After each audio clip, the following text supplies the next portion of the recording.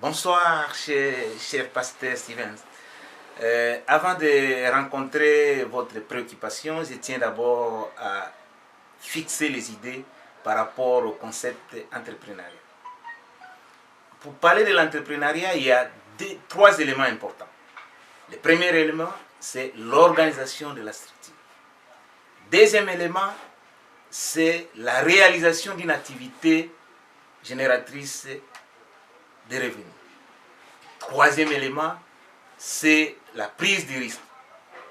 Voilà, il faut réunir ces trois éléments pour qu'on parle de la culture ou de la culture entrepreneuriale.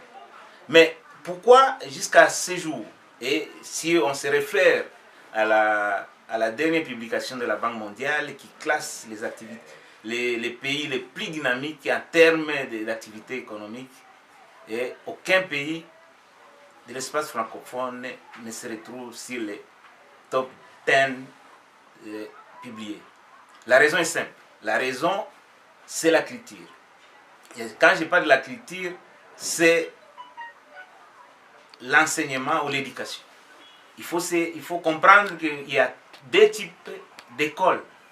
Il y a l'école latino-germanique à laquelle nous appartenons, qui est fondée sur l'idéalisme, et de l'autre côté, il y a l'école anglo-saxonne qui est fondée sur le pragmatisme.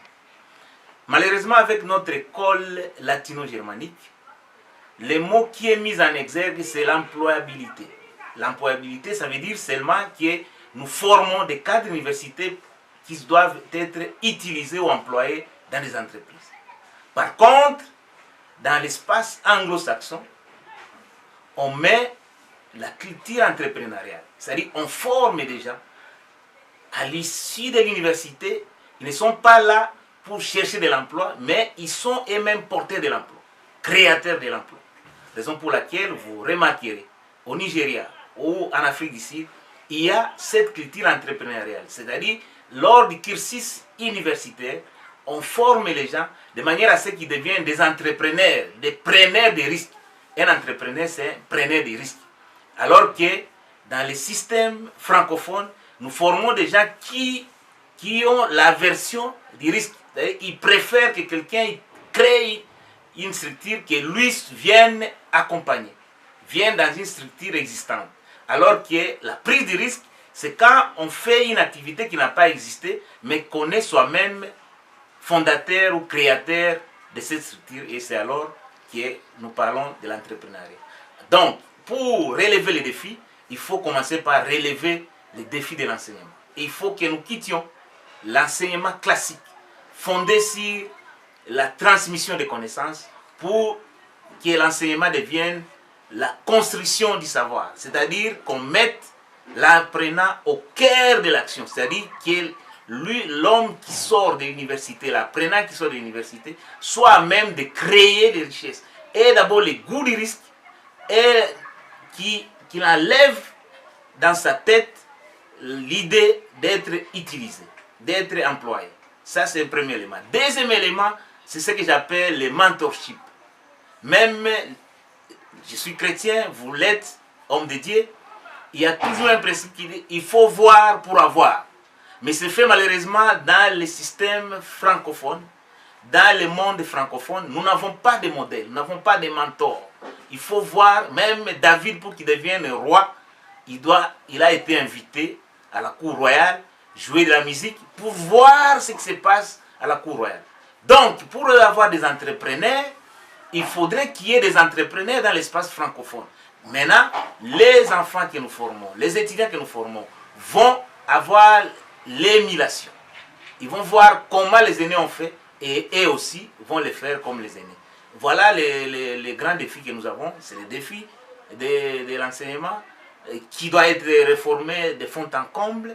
Surtout pour nous, la RDC, nous avons été formatés pendant 60 ans à un enseignement classique, traditionnel, qui consiste à former les gens pour être utilisés dans les entreprises. Maintenant, il faut changer la donne avec le système LMD, où nous devons former des créateurs d'emplois. Et ces activités génératrices de recettes doivent être dans les 4 secteurs classiques. Le secteur primaire, le secteur secondaire, le secteur tertiaire, le secteur quaternaire, qui est encore presque, qui est quasi inexistant dans notre pays. C'est-à-dire ce qu'on appelle l'économie numérique, c'est l'économie d'aujourd'hui et de demain, ou l'économie du futur. Or, dans ce monde, vous remarquerez, par exemple, en RDC, le taux de pénétration numérique est autour de moins de 5%, alors que la moyenne africaine est autour de 51%.